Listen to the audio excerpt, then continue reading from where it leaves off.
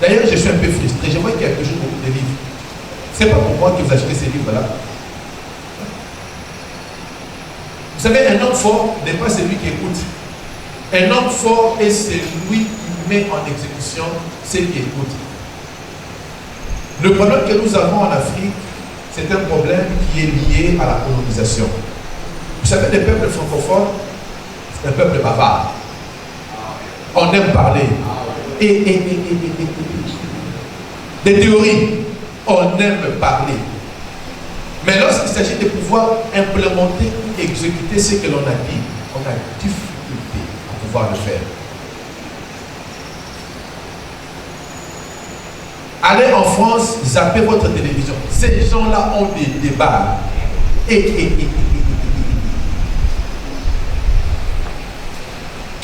Travailler, zéro. C'est ce que les Congolais ont hérité. Nous avons hérité de ces démons-là qui nous donnent l'éloquence de pouvoir beaucoup parler, mais lorsqu'il arrive le moment de pouvoir nous impliquer pour le matérialiser, on ne le fait pas. Vous savez que nous tous, au Congo, nous désirons avoir des autoroutes. L'autoroute, vous ne savez pas c'est quoi? Ce sont des routes asphaltées bien qui vous permettent d'aller à grande vitesse et vous avez plusieurs sorties qui vous amènent dans différents quartiers. Ok, bon, peut-être que le mot autoroute, ça ne passe pas. Mais ça viendra, ok, j'ai prophétisé au nom de Jésus. Comment on ne peut pas suivre? Non, on aura notre temps, c'est pas grave. Au Congo, nous tous, nous désirons avoir de bonnes routes. Dites quand même amen. Mais vous savez qu'est-ce que ça prend pour avoir de bonnes routes? Tous les pays que vous avez visités, vous avez trouvé des bonnes routes. Les gens travaillaient 24 heures sur 24. Il y avait moins de bars qui opéraient, mais il y avait plus des tracteurs dans les rues. La nuit, la journée, les gens travaillent. Les gens travaillent comme si ce n'est pas permis. C'est pour cela que j'ai dit, lorsque je parle à ma nation, arrêtons d'être enviés parce que nous ne sommes même pas capables de payer 2% du prix que ça prend pour le développement. Le pays où vous entendez que les choses avancent, ces pays-là ont ce qu'on appelle des usines manufacturières qui tournent 24 heures sur 24. Nous avons moins de boîtes, beaucoup d'industries. La nuit, vous voyez les gens en train de construire en plein hiver. Demandez les docteurs qui sont là. En plein hiver, il fait froid. Mais vous voyez des gens qui aiment leur nation parce qu'ils veulent que leurs enfants ne puissent pas avoir des accidents. Ils se disent que j'ai dépensé 80 000 $ pour m'acheter ma voiture. Si toutes les routes ont des trous, mes amortisseurs vont vite se casser et ça va me coûter encore beaucoup plus cher. De ce fait, je travaille pour avoir le meilleur route. Mais ici, allez écouter nos débats. On parle, hein, mais lorsqu'il arrive le moment de travailler, chaque personne est fatiguée.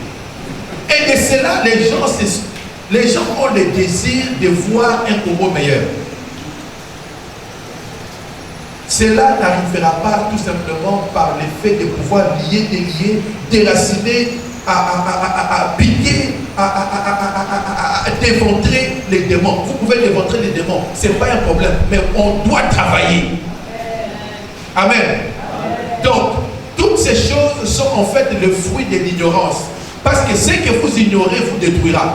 Ce que vous connaissez va pouvoir vous promouvoir. Amen.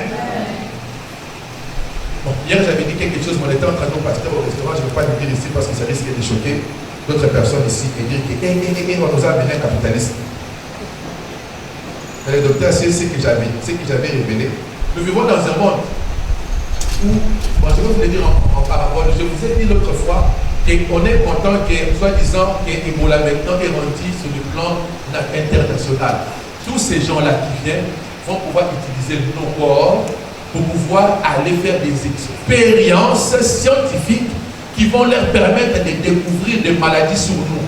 Donc lorsque vous voyez, vous êtes content. Et vous avez vu à Chili, il y a tout un avion de l'ONU qui est venu avec des Américains. Et nous sommes là-bas, on est content. Non, ils sont venus, ils font semblant. Combien d'années qu'ils connaissent qu'Ebola existait? Combien d'années? Et nous sommes là, on est contents. Tu as vu, il y a des blancs, les ministres de la santé de l'OMS. Oui, ça c'est ce qu'ils nous donnent comme image. Mais ils vont venir nous utiliser, commencer à faire des expériences sur nous, commencer à aller tester leurs produits pharmaceutiques. Parce que lorsque ces gens-là viennent, Je vous révèle quelque chose, ils sont en partie financés par ce qu'on appelle des multinationaux pharmaceutiques. Et ces multinationaux-là ont des médicaments qu'ils cherchent à développer, qu'ils vont pouvoir amener ici. Ils font semblant, oh non, amenez-moi Ebola avec Sida. Ils vous amènent, ils nous donnent des piqûres, ils nous projettent notre virus, et ainsi de suite. Et après, oh non, Ebola est parti, Ebola est parti. Ils nous ont déjà détruits, laissés avec des choses, et nous sommes là en train d'être contents. Pourquoi? Parce que nous n'avons pas des gens qui réalisent que c'est important que nous ne puissions pas être ignorants par rapport aux choses qui se passent. Et Dieu veut relever ces défis à travers l'Église. Dis Amen. Amen. Ok. Alors, le sixième péché, je vais aller vite. Comme ça, je vais pouvoir donner quelques autres péchés parce qu'il y a un orateur qui est ici qui doit passer, je dois l'écouter.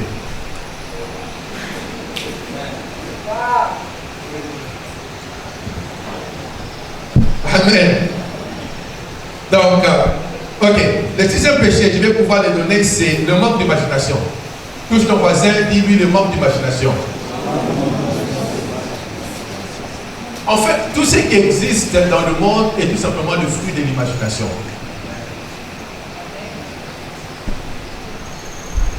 J'ai remarqué qu'il y a des gens qui croient que lorsque tu es spirituel, tu ne peux pas réfléchir.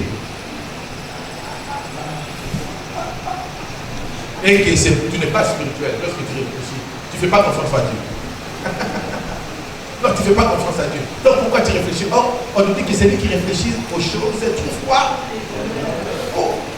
Ça veut dire qu'il y a une conséquence logique reliée à la réflexion. C'est lui qui réfléchit aux choses. Autrement dit, c'est lui qui passe son temps à concevoir des idées, finira par trouver le bonheur. Toute personne qui cherche à développer son leadership doit savoir que la force de tous les grands leaders, c'est leur capacité de pouvoir s'imaginer de nouvelles choses. Parce qu'en fait, un leader, si je vous amène à un niveau un peu plus élevé, c'est une personne qui a toujours la notion de pouvoir chaque matin revisiter sa roue et voir comment l'améliorer. Ça veut dire que chaque dimanche, après que nous ayons chanté et qu'on nous a donné des compliments, lorsque je rentre à la maison, j'ai cette préoccupation-là de me poser comment est-ce que je peux encore ajouter une nouvelle dose pour pouvoir encore amener le peuple de Dieu dans sa présence. C'est pas ça qu'on se comprend. Lorsque je fais une bonne prédication, je rentre à la maison, je me dis, Seigneur, merci de m'avoir béni. Mais ma préoccupation est de chercher à savoir, cher Saint-Esprit, comment pourrais-je encore travailler davantage pour m'assurer de pouvoir bénir davantage le peuple de Dieu. Amen. Donc, si vous désirez devenir des hommes puissants, vous devez réaliser que la faculté d'imagination est la seule faculté qui vous permettra d'être propulsé à des grandeurs que vous ne pouvez pas vous imaginer. On vous parle de ces choses parce que nous parlons du leadership et comment avoir un impact dans la société. La société dans laquelle nous vivons, ou la société dans laquelle Dieu nous a placés, a besoin de gens qui sont bourrés d'idées. En réalité, ce monde existe tout simplement par des idéologues. Combien d'entre vous savent que ces ventilateurs n'existaient pas? Ces ventilateurs est tout simplement le fruit de la transpiration. Le ventilateur n'a jamais existé. Ce que Dieu a mis en l'homme, c'était la transpiration. Et la transpiration a commencé à gêner l'homme. L'homme a commencé à sentir mauvais. Pas se sentir mauvais. Non, à sentir mauvais. Ok? Cela a commencé à indisposer les autres. L'homme a commencé à être mal à l'aise parce que lorsqu'il mettait des habits, il était tout le temps mouillé. L'homme a commencé à être essoufflé. Cela a poussé l'homme à pouvoir faire quoi? Commencer à s'imaginer. Le fait que je me sens mal dans mon corps, que devrais-je faire pour pouvoir améliorer ma condition? Est-ce que vous comprenez là où je vous amène? Il a commencé à se poser la question. Peut-être que l'homme s'est rendu compte que lorsqu'il était en dessous d'un arbre et que les arbres faisaient ça, ça lui donnait un peu de quoi? De fraîcheur. Et l'homme a commencé à s'imaginer comment d'une manière artificielle il pouvait créer un mécanisme qui allait commencer à faire ça. Plus tard, dans son imagination, il s'est rendu compte qu'il a trouvé quelque chose qui pouvait commencer à tourner. Et en bref, aujourd'hui, nous nous retrouvons avec le ventilateur. Maintenant, ma question est, à quoi qu'est-ce que tu as déjà conçu depuis que tu es né? ou bien tu es un consommateur. Même Satan a conçu le péché. Toi, qu'est-ce que tu as conçu?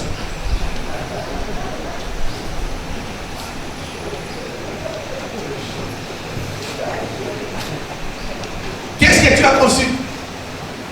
Ou bien toi, tu te réjouis seulement de manger ce que les Chinois et les Libanais te donnent. Quand est-ce que le Congo va pouvoir aussi, je ne parle pas de nos minéraux, parce que nous n'exploitons même pas cela. Dieu nous a donné une richesse à cause du manque d'imagination. Les coltans, ce que nous appelons les cellulaires. Bien aimé, les cellulaires, dès que Dieu a créé le monde, il avait créé les cellulaires. Il a mis ça au Congo. Le Congo a été le premier pays qui avait reçu les cellulaires lorsque Dieu l'a créé.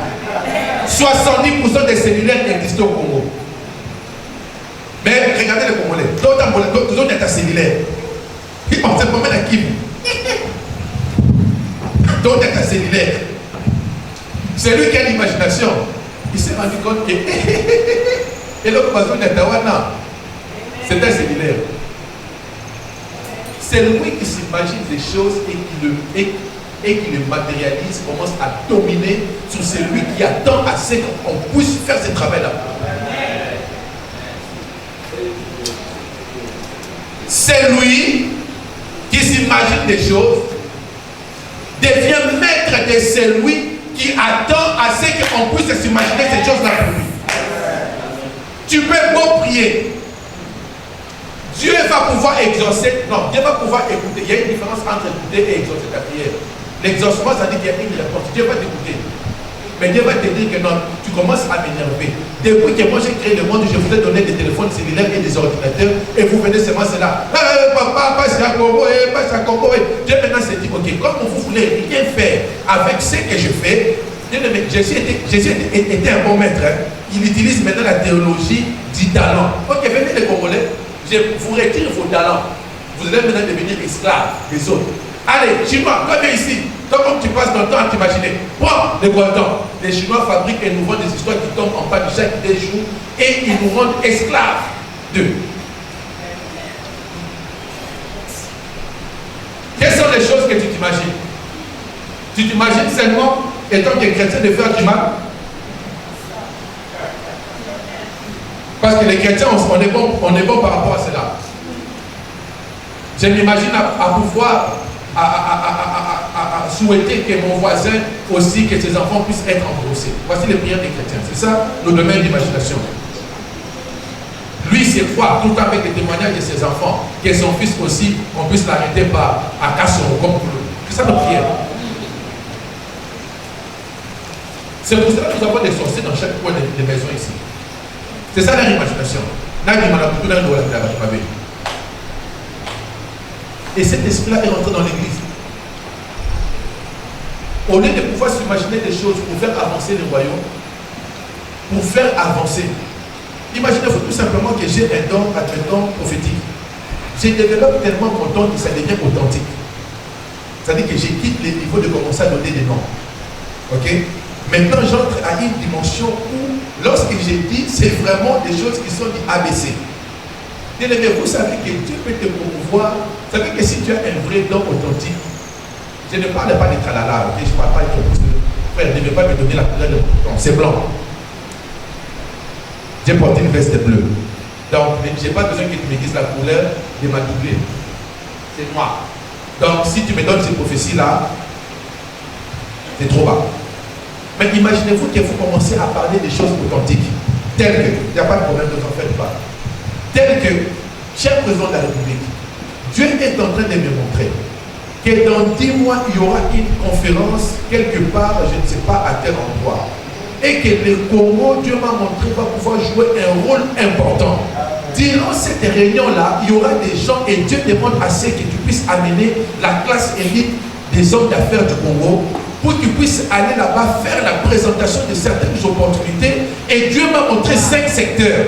Dans ces secteurs-là, j'ai vu l'éducation, j'ai vu les mines, j'ai vu je ne sais pas quoi. Mais Dieu demande que ces gens-là puissent prendre le temps de la préparation, de manière à ce que lorsque vous allez pouvoir leur donner l'opportunité de pouvoir parler au nom du pays, que ces gens-là puissent arriver à faire ça. Dieu me montre qu'après cette présentation-là, dans le prochain 12 mois, il y aura des répercussions.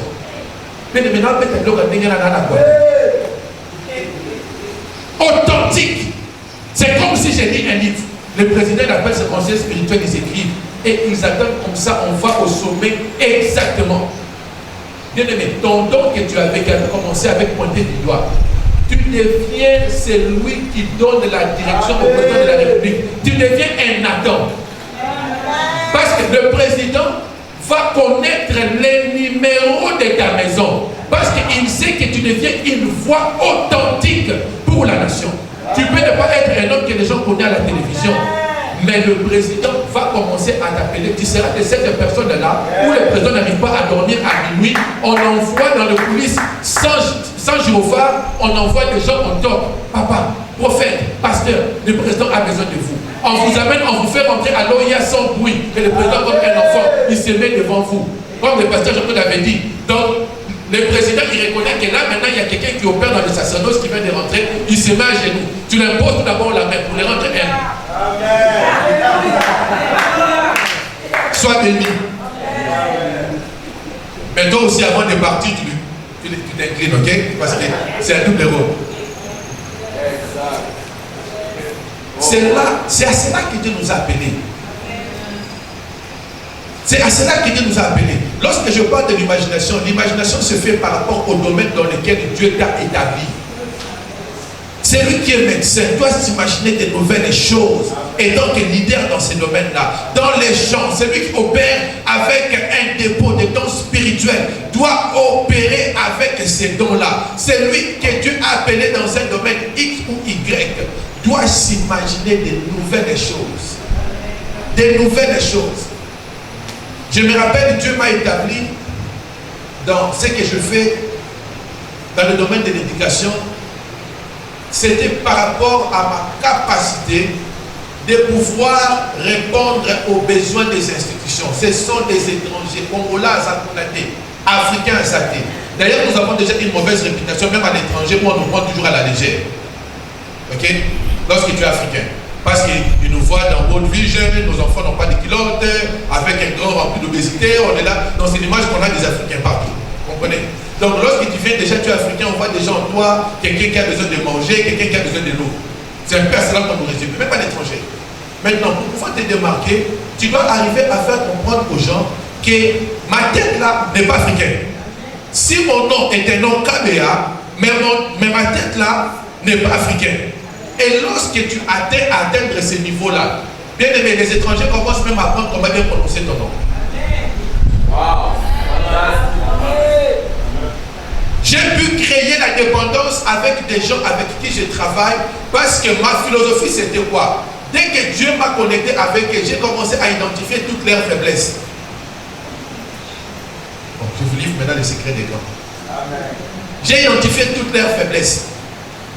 Je travaille des solutions. Et lorsque je leur donne des solutions, c'était naturel, sans transpirer. En moi, j'avais déjà le plan d'implémentation.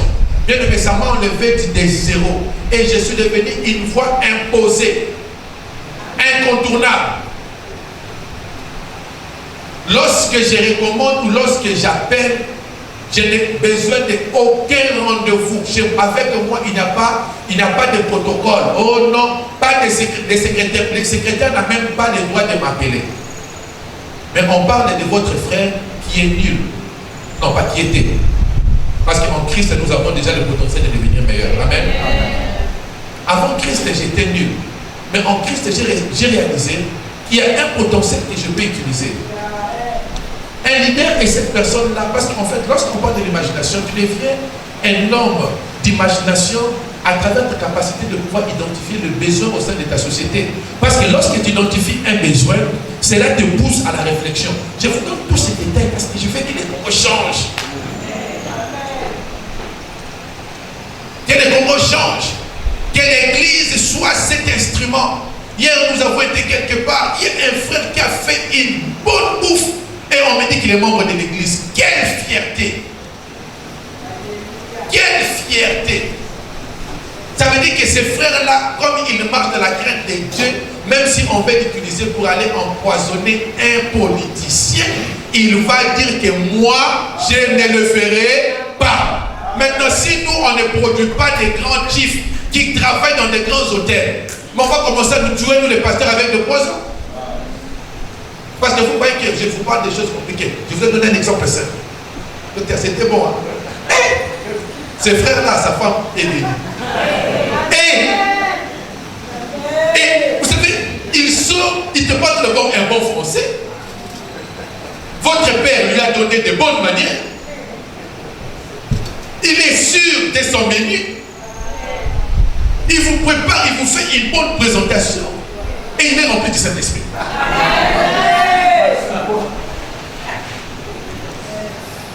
C'est de ça que je parle. Il fait une réponse à la société.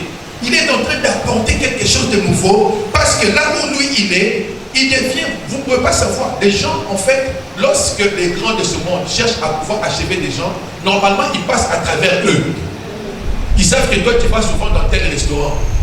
Ah, il vient, il te donne l'argent. Petit, lorsqu'il va passer la commande, prends tout simplement une piqûre à l'intérieur, pique sur ces poissons-là. Parce qu'on s'est dit qu'on est allé au restaurant, non, que là-bas c'est neutre. Tu manges et après, tu as des problèmes. Mais tu ne pourras pas t'imaginer que c'est venu de ces restaurants-là, parce que là-bas, tu ne peux pas t'imaginer. Mais imaginez-vous que celui qui s'est préparé dans cette salle, tu apprends de bonnes habitudes. Je vous ai dit que ces frères-là de bonnes manières. Donc, ne va pas aller chercher un travail chez des grands tant que tu n'as pas fait les nécessaires. Il a de très bonnes manières, parce que je l'ai juste observé. J'ai déjà compris quel genre de personne qu'il était. Il est très poli. Il est sûr de lui-même et il craint Dieu. Et il prépare bien.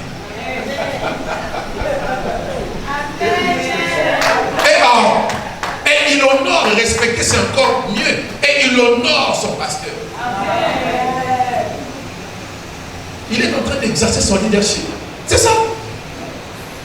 Parce que Dieu lui a appelé de pouvoir opérer dans ces domaines-là. Et il est devenu meilleur dans ce domaine-là. Il donne le meilleur de lui-même. Et j'ai pris que le Dieu de J.C. Touba puisse établir ses frères dans les années à venir. Que parce qu'il a commencé à zéro, qu'ici à Kinshasa, que ces frères-là puissent se retrouver avec un restaurant semblant qu'il a eu travaillé, qui appartiendra à lui-même au nom de Jésus. Je passe au 7e, au 8e point. C'est ça, 7e point. Aïe, aïe, aïe, aïe, aïe, aïe. Ces frères me demandent doucement, non, je dois les laisser la place parce que l'heure est en train d'approcher. Parce qu'il risque de dire, oh, le docteur a tout prêché, maintenant il me reste juste 20 minutes, on va juste prier. Non.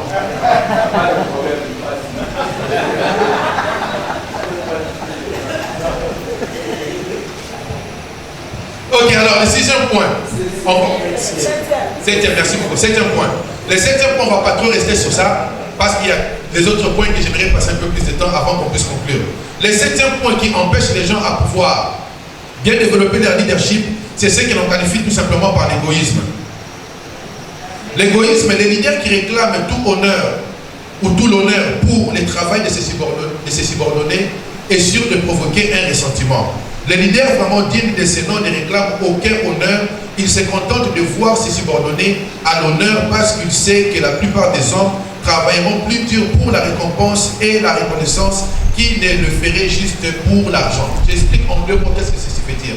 Bien aimé, si tu aimerais que Dieu puisse affermir ton leadership, ne sois pas égoïste. Si tu veux pousser les gens à l'excellence, les gens que Dieu met sous ton leadership, à chaque fois que Dieu cherche à pouvoir t'honorer, prends cet honneur-là, révèle tout d'abord aux gens qui t'ont aidé de pouvoir arriver à accomplir cela. En le faisant, tu arrives à pouvoir le pousser, à pouvoir travailler encore plus. Nous travaillons avec les leaders et nous vous livrons une fois de plus des secrets d'écran. Comme ça, désormais, personne ne restera médiocre et dira que je ne savais pas comment ces choses se passent. Dans toute société où celui que Dieu a placé en avant cherche à pouvoir tout s'approprier, cela crée la frustration. Est-ce qu'on se comprend? Un grand leader est celui qui réalise que David vous dit, mes filles, non, il appelle les responsables de la chorale. Il vous dit que mes filles, vous avez bien, non, pas mes filles, ma fille, il appelle les responsables. Tu fais un bon boulot. Et lui, il vient, il dit tout simplement à la chorale, un très grand merci pour votre apport parce que David était content. Est-ce qu'on se comprend? Et non, lui, il s'approprie maintenant de ça. C'est grâce à moi que vous avez bien chanté. Pourquoi? Parce que Jésus n'a pas utilisé cette méthode-là. Si Christ avait utilisé cette méthode-là, il n'allait pas changer la définition. Au début, on les appelait les disciples ou les serviteurs. Mais lorsque le moment est arrivé où ces gens-là ont atteint la maturité, Jésus s'est dit que non, je ne vous appelle plus quoi? Serviteurs. Pourquoi? Parce que ce que le Père m'a montré, moi aussi je voulais révéler. Pourquoi? Parce que si je dois vous envoyer de faire de toutes les nations des disciples, vous devez être en mesure de pouvoir bénéficier de la même grâce, de la même souffrance que moi aussi j'ai bénéficié. Amen. On va pouvoir aller rapidement comme ça, on touche les autres points qui sont assez profonds. Il faut pouvoir mettre cela en contexte. Donc je prends le 8e point. Comme ça je vais toucher. Donc le 9e point, je vais le mettre le 10e. Parce que c'est là où je vais pouvoir terminer. Le 9e point et le 8e point, c'est l'intempérance. Un concept que nous ne développons pas vraiment ici en Afrique. Tout grand leader est une personne qui devait tout d'abord mettre de soi-même. Répète après moi, mettre de soi-même. Être à la tête pour pouvoir conduire les gens engendre souvent beaucoup de pression, beaucoup de déception, beaucoup de difficultés. C'est lui qui veut être efficace dans sa conduite des autres vers la destinée ou vers les destins de Dieu pour leur vie, doit réaliser qu'il doit travailler sur sa capacité de savoir comment se contenir. Pourquoi? Parce que chaque leader, à un moment donné, fera face à des situations qui vont pouvoir le pousser à exploser. Mais lorsque tu es un leader, que les gens connaissent toutes tes faiblesses, surtout si tu es un leader où les gens connaissent comment est-ce qu'on te fait fâcher, et on t'amadoue, tu as un problème. Bon, je vais m'arrêter là parce que je vais vous livrer beaucoup de secrets. C'est que vous avez compris, comprenez ça. On va au 9e point. Le 9e point, ou le 9e péché, c'est la peur de se subordonner. La peur de se subordonner. Tout leader qui excelle, réalise une seule chose, que ses subordonnés sont des agents de changement au même titre que lui, mais que Dieu a mis sous sa direction.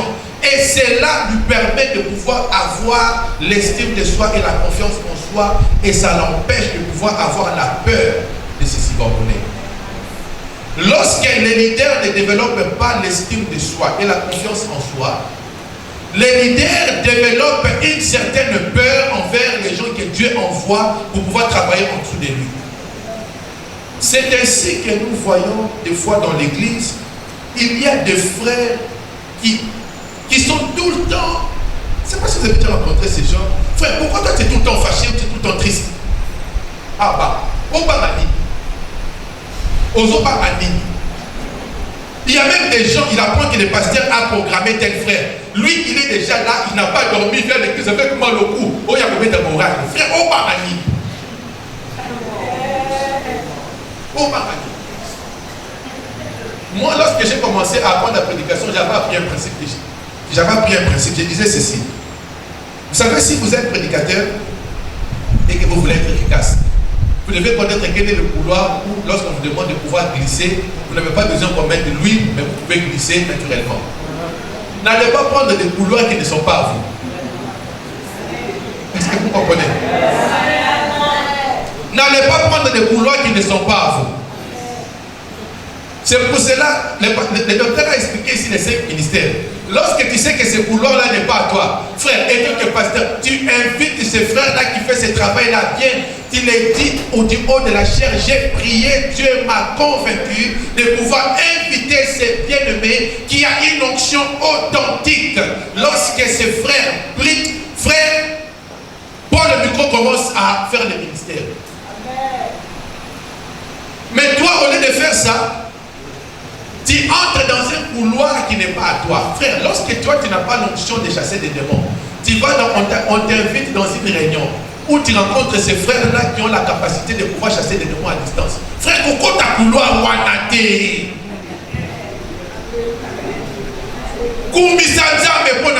Frère, ton dos est mal.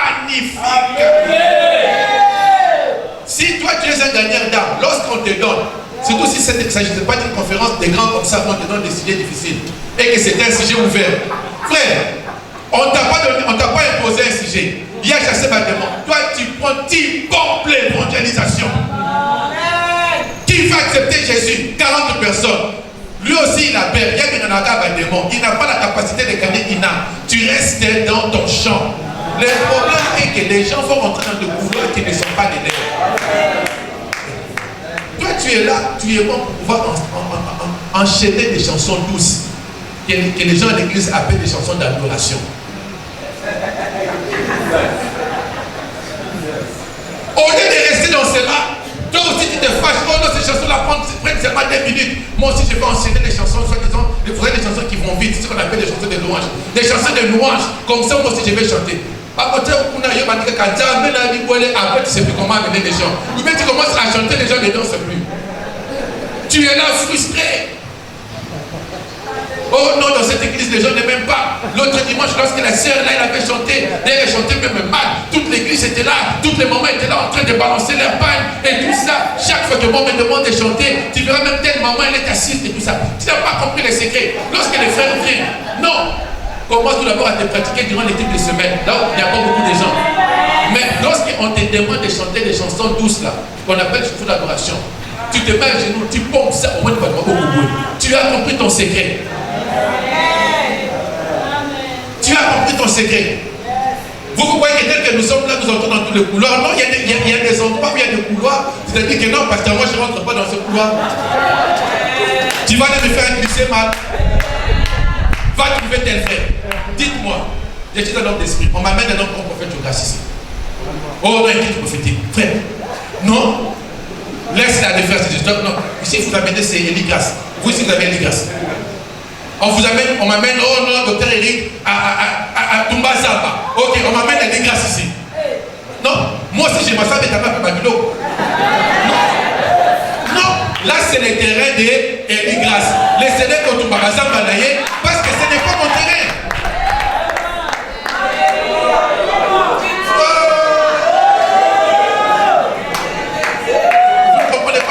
Fonctionne. Tu as déjà des titres Tumbazaba.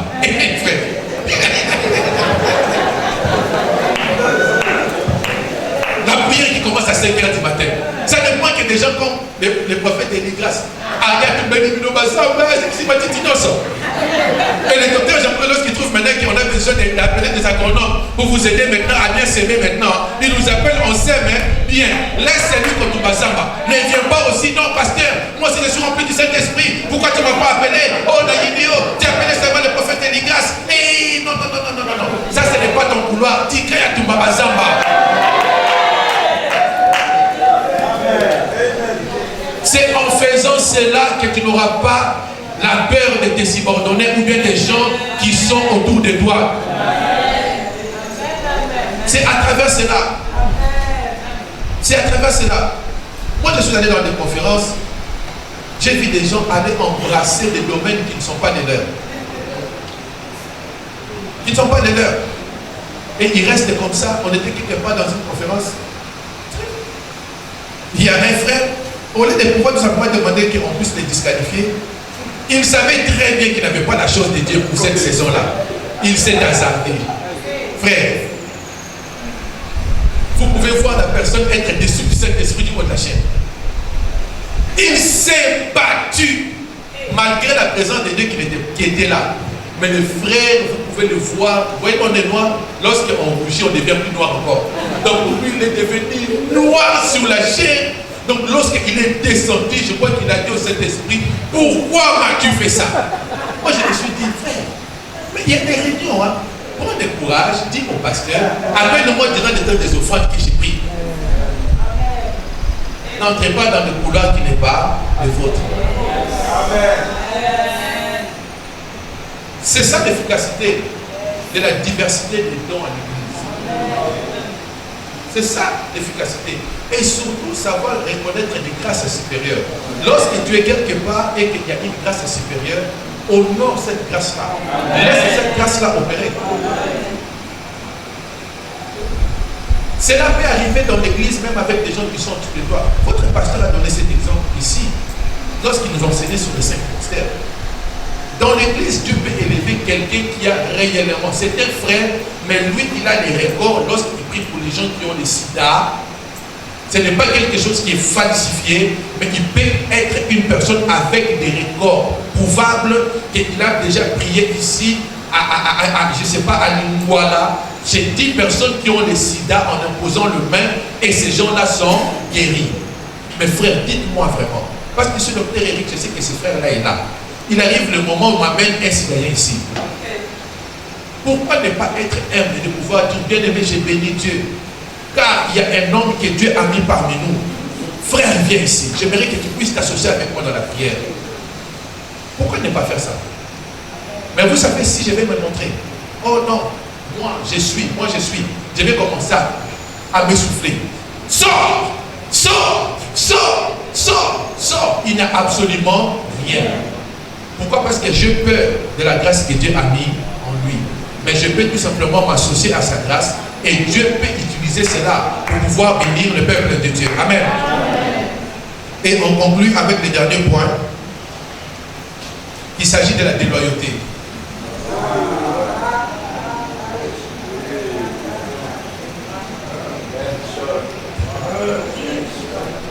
La déloyauté.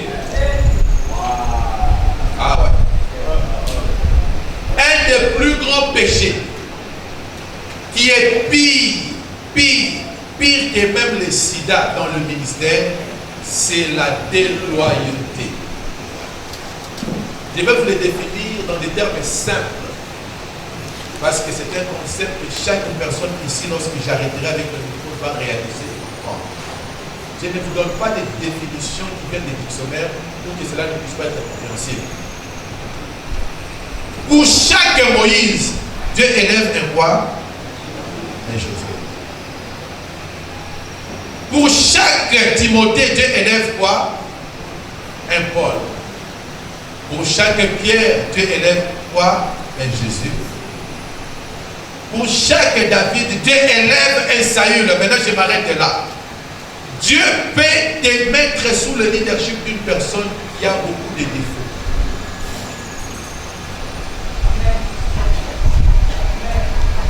Amen. Dieu peut t'appeler au ministère.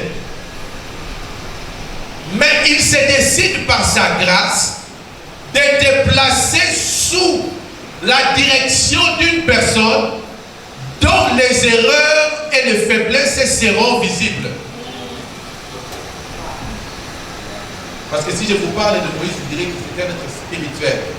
Je commence avec vous, avec Saül. La royauté de David dépendait de Saül. Dieu avait loin, mais c'est Saül qui a ouvert la porte à la royauté à David. Vous n'avez pas bien compris. Samuel est allé, il a libéré l'onction dans le monde spirituel. Mais le processus de la matérialisation de cette onction-là dépendait d'un homme. Mais dans le cas de David, c'était un homme dont les erreurs étaient si flagrantes. Lorsque Dieu vous appelle, Dieu peut vous placer sous la direction d'une personne qui d'apparence n'a pas de caractéristiques d'excellence que vous estimez. Mais la force est la chose qui va vous amener à l'élévation. C'est votre capacité de rester fidèle et soumis à la direction de cette personne-là jusqu'au moment où cette personne-là va pouvoir vous libérer pour pouvoir aller opérer dans la dimension pour laquelle Dieu vous a appelé. Beaucoup de gens détruisent leur ministère ou leur appel à cause de la déloyauté. Tu as commencé quelque part, Dieu a identifié ton don, mais sous l'onction d'une personne. Il te place sous la direction de cette personne-là. Mais parce que tu as un cœur qui est tellement motivé à aller vite, tu te décides de pouvoir aller trahir cette personne. Répète après moi, je ne trahirai jamais mon leader. Amen. La déloyauté, c'est ce motif interne qui pousse un homme à pouvoir développer une sémence de rébellion invisible qui plus tard se manifeste à travers la désobéissance. Et je peux vous rassurer, chers leaders conseillers, que les hommes déloyaux ne vont jamais loin. Impossible. Impossible. La force de tout leader est d'avoir été sous le leadership de quelqu'un d'autre. D'ailleurs, j'aimerais vous choquer. Tout celui que vous voyez devenir un grand leader, plus tard, même si il devient plus grand. Ici, je ne vous parle pas des gens qui ont la race à des rebelles.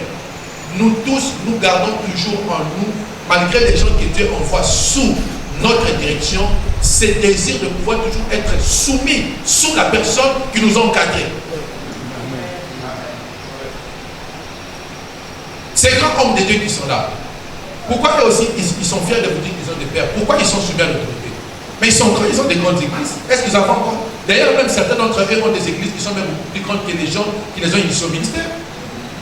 Ils ont des grands diplômes qui peut-être que ceux qui les ont initiés ne peuvent même pas se mettre devant eux. Pourquoi ils sont restés fidèles? Pourquoi ils sont restés loyaux? C'est le secret de tous les grands leaders. Lorsque dans le ministère tu es loyal, tu vas pouvoir développer en toi une sémence qui fera que Dieu t'enverra aussi des gens qui resteront loyaux envers toi. Les gens déloyaux finissent toujours par passer un temps d'euphorie où les choses apparaissent comme si c'était bien, mais plus tard ils sont livrés au même genre de fractures qu'ils ont causées à leur maître. C'est ainsi que, bien aimé, j'ai pris pour engagement dans ma vie. Je suis plus que qualifié. Vous n'avez aucune idée. Le nombre de chapeaux que je porte, je ne peux même pas commencer à vous les étaler. Je me suis décidé de rester loyal envers mon pasteur. Je l'honore, je suis loyal. D'ailleurs, ça fait même ma fierté. Parce que des fois, je me dis, docteur Jean-Claude, comment pourrais-je devenir déloyal? Parce que c'est la personne qui, je les voyais en train de prier, tu sens la volonté de libérer quelque chose. Vous voyez, lorsque les pasteurs, on s'est mis à prier, tellement qu'on a ce désir de libérer quelque chose. J'aime souvent dire ça lorsque je parle de la bénédiction des pères. On a le baraquet. On sait que papa nous s'appelle là, on a ceux qui ont demandé l'occasion pour se rendre compte. Tu vois cette prière-là où je prie tellement pour que Dieu puisse te coller quelque chose. Je ne me rends même pas que la transpiration est en train de rentrer dans ma bouche. Mais parce que j'ai fait que les cieux puissent exaucer cette prière. Une personne qui a fait ça, pour moi, aujourd'hui, je vais me décider de devenir un Absalom. Commencer à traîner son nom partout. Commencer à être celui qui détruit sa vie, qui détruit son mariage, qui détruit ses finances, qui détruit son ministère. Absalom a toujours l'impression de pouvoir régner. Mais la finalité d'Absalom est qu'il meurt souvent en cours de chemin. Lorsqu'il croit qu'il est en train d'aller remporter sa prochaine victoire, c'est là où il va s'étrangler. Ça veut dire, lorsque tu es une personne déloyale, bizarrement les choses de Dieu sont bizarres. Tu vas croire que tu commences à prospérer. C'est seulement en prospérant. Parce que toi, tu as été rebelle. Le diable t'amène, parce qu'un rebelle, c'est déjà une personne qui n'a pas de caractère. Amène le gars, jeune fille, pourquoi il tombe comme un sida. Tu vas t'infecter. Et toi et ton onction. Tuer. Mais lorsque tu restes loyal, tu peux ne pas comprendre, des fois tu arrives à résister à certaines tentations. C'est parce que tu es sous la couverture du personne qui lui aussi a vaincu ce genre de tentations. Je vous parle des choses profondes. Vous croyez que tel que nous sommes là, nous résistons seulement par nos forces? Non. Des fois, parce que lorsque tu es sous le leadership d'un pasteur qui a fait 40 ans de ministère, 30 ans de ministère, qui a vu la gloire, mais qui s'est battu pour se préserver. Cette même onction-là peut aussi te préserver. Tu peux être là où tout le monde tombe. Toi-même, tu sens que le Lord mais tu te réalises qu'au bimi, au été. Toi, tu crois que c'est par tes propres forces. Mais c'est l'onction que tu honores ou que tu es resté loyal qui permet à ce que Dieu se dit non. Ça, c'est la race de X. Il est resté fidèle à cette race. Je ne permettrai pas que le nom de mon serviteur soit noyé. Tu ne comprends pas, tu t'es bâti. Et au côté de tu es content, Seigneur, merci, je ne suis pas tombé. Mais parce que tu es déloyal, tu vas aller quelque part, on va aller te donner de l'argent, mais l'argent qui est un cadeau poisonné. Tu amènes ça et ça détruit ton ministère. Je voulais terminer avec ce point parce que c'est l'une des choses qui fait la force des plus grands leaders. Touche ton voisin et dis-lui, je resterai loyal à mon maître. La loyauté, ça se manifeste à tous les niveaux. Celui qui est à l'accueil reste loyal. Même ceux qui ont aux alliés ceinture noire et que c'est lui qui est pasteur a assigné à la ceinture bleue. Frère, même ceux qui ont c'est que reste loyal. Amen. Il ne s'agit pas de ma paquet que toi tu as. Lorsqu'il t'appelle, il te dit va faire ça, reste loyal. Amen. Tu es dans l'équipe que Dieu a demandé qu'il puisse aller conduire les gens. Frère, ne sois pas de cette race-là. Tu sais, tu peux détruire l'onction d'un pasteur parce que tu es tout simplement fâché et énervé. Donc, on t'a demandé d'aller prendre tes serviteurs. Pourquoi tu es déjà là? Pourquoi ce frère le demande seulement moi? Frère, c'est pas ça la loyauté. Tu es avec fierté. Seigneur, je te bénis. Et tout ça, et toi, alléluia, alléluia. Il est bandit, tu es fier de faire ce travail-là. Tu ne sais pas. Il s'agit pas de faire les choses de Dieu, ce n'est pas seulement l'argent. C'est la bassesse qui fait que les gens aujourd'hui, je vous donne un témoignage que j'ai clôture là. Écoutez ce témoignage. Lorsque Dieu m'a appelé dans le ministère d'enseignement, je vais pouvoir déjà clôturer. Écoutez ceci. Lorsque Dieu m'a appelé dans le ministère d'enseignement pour commencer à ouvrir les écoles publiques, avant même de commencer à ouvrir, Dieu avait permis que je puisse me connecter avec un papa, comme je vous avais donné mon témoignage hier, mais qui était un Nigérien. J'étais, comme on le dit, son hamburger. C'est-à-dire que la personne qui était fière de porter sa valise, lorsque nous devons enseigner, c'est moi qui étais là, très vite de pouvoir aller brancher le projecteur. Donc, vous n'avez pas compris, tout le monde a dit là. Et j'étais fier de ça. Tout le monde a compris maintenant? Amen. Ça. J'étais là. Moi, la Bitida, c'est ça la bonne description. Moi, la Bitida, mais fier de cela. Parce que moi, je rêvais avoir quelqu'un qui enseignait. J'étais là avec lui, bref, pour pouvoir éviter beaucoup de détails. J'ai travaillé avec ce papa-là, il est tombé en amour, il m'a approuvé, il m'a apprécié. C'était un Nigérien. En bref, un jour, on s'est entendu avec lui que je devais aller trouver des étudiants pour lui, et de là, bon, il devait me récompenser. Écoutez les témoignages. J'étais là, je suis allé trouver des étudiants, j'arrive avec des étudiants, et je vous avoue, durant cette période-là, ok, j'amène des étudiants chez lui et tout. Bizarrement, le vieux, au lieu de me donner l'argent, moi j'étais là avec lui au salon. Je m'attendais, comme on s'était entendu, que si je t'amène des étudiants, tu me donnes quand même un petit quelque chose. Amen. Non, c'est bien, l'homme vivra par la sueur de son front. Je n'ai pas fait un péché. Il faut se regarder avec des projets comme ça. Hein?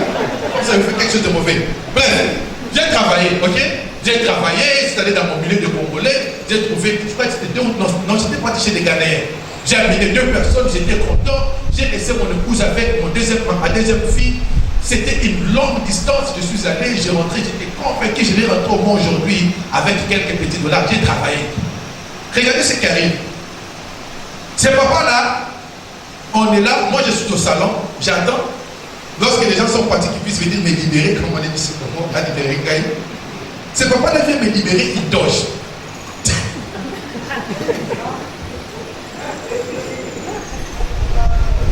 Il m'amène, il doge. Un Nigérien, hein? Il vient. Ok. Eric. Ok, this is for you. Ah! C'est bien. J'ai vu le lait que je devais acheter. Je me suis dit, tu vas l'expliquer quoi à mon épouse, quel mari qui laisse sa femme avec les enfants à la maison et qui va rentrer tard et qui va revenir avec des explications. J'étais là, maintenant j'ai pris la toge. J'ai pris la toge, je me suis dit non. C'est là qu'il faut être conduit par l'Esprit de Dieu. Je prends la toge, l'Esprit me dit, c'est pas un problème. Il fait partir, je lui dis non, docteur Onile, j'aimerais que vous puissiez prier pour la toge. L'erreur, bon, pas l'erreur. La chose qui m'a propulsé à devenir maintenant ce que je suis devenu, c'est ça. Écoutez, là, je vous donne un témoignage vrai de ma propre oreille. Le vieux, écoutez, vous savez, les Nigériens aiment l'argent. Lui, il était content qu'il a gardé l'argent, non? Mais il va libérer une toge. Le vieux prend la toge. Il fait une prière. Il fait une prière des pères. Comme je la prière, papa dans bateau Sambela, Moutouki est contre Nogo, Azako se rend même pas compte. Il a déclaré des choses. À la fin, je lui ai même demandé de pouvoir écrire avec un stylo sur cette poche-là. Or, je ne savais pas qu'il devait venir de faire des transferts d'options. Subitement, mon intelligence a explosé. Dieu a commencé à m'ouvrir de portes. Mais aujourd'hui, au moment où je vous parle, la grâce, l'onction, les diplômes, les opportunités, la taille du travail que je fais, vous ne pouvez même pas les rapprocher à 10% avec ce que ce papa-là, en fait, mon mentor, a eu à faire tout le long de son ministère. J'ajoute même l'argent que j'ai à être béni parce que je ne peux pas seulement vous donner l'impression comme nous travaillons à zéro. Même la bénédiction que Dieu m'a donnée à travers le travail. Les honneurs. Pourquoi? Je suis resté loyal envers lui. Des fois, vous tuez vos bénédictions parce que vous regardez seulement l'argent. Un homme sage dans l'œuvre de Dieu ne court jamais derrière l'argent. Il pousse celui qui est loin à pouvoir libérer juste une petite parole. C'est papa là lorsque lui il avait prié. Pour lui c'était juste normal. Il a prié. Mais c'était répandu en moi. Puis j'ai commencé à trouver ce qu'on dit faveur devant Dieu et devant les hommes. Et quelle faveur! J'ai commencé à rentrer à des niveaux où moi-même je me posais la question, est-ce que ces gens m'ont accueilli par erreur ou ils savent réellement que c'est eux qui m'ont accueilli? Je suis resté loyal. Aujourd'hui, malgré là où Dieu m'a amené, je reste toujours connecté à lui et j'honore l'onction que Dieu a mis en lui. Parce que c'est cette onction-là qui a permis qu'à travers moi, plusieurs pasteurs aujourd'hui soient bénis. Que Dieu vous bénisse et surtout restez loyal. Amen.